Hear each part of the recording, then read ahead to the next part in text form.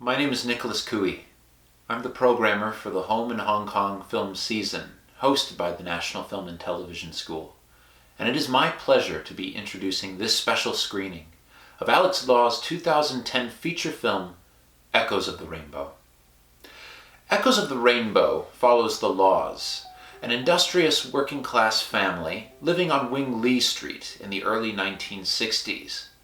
Their world is seen primarily through the eyes of the youngest member of the family, 8-year-old Chun Yi, nicknamed Big Ears, and played by the precocious Buzz Chung.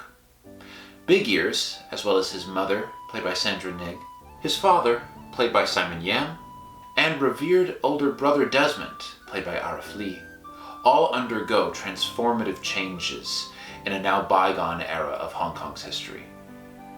And the film is based in part on Alex Law's own childhood memories growing up during a period when Hong Kong saw enormous urban expansion as well as population growth. One of the prominent icons of that growth was the Tong Lau, a unique structure designed primarily for the dual purposes of housing and business.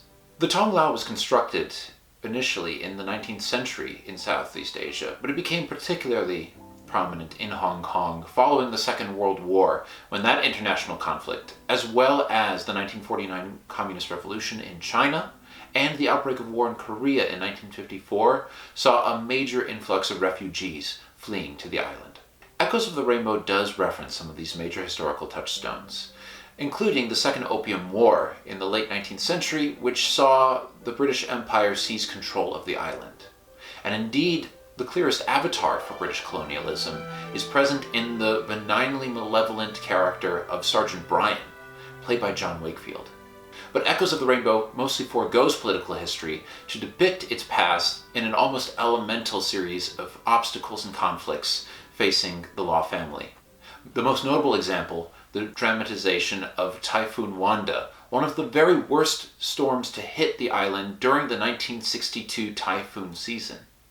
It left 434 Hong Kongers dead and approximately 72,000 homeless. Indeed, the tone of Echoes of the Rainbow is one of analogy. The original title, Sui Ye Song Tao, roughly translates into English as Time, the Thief.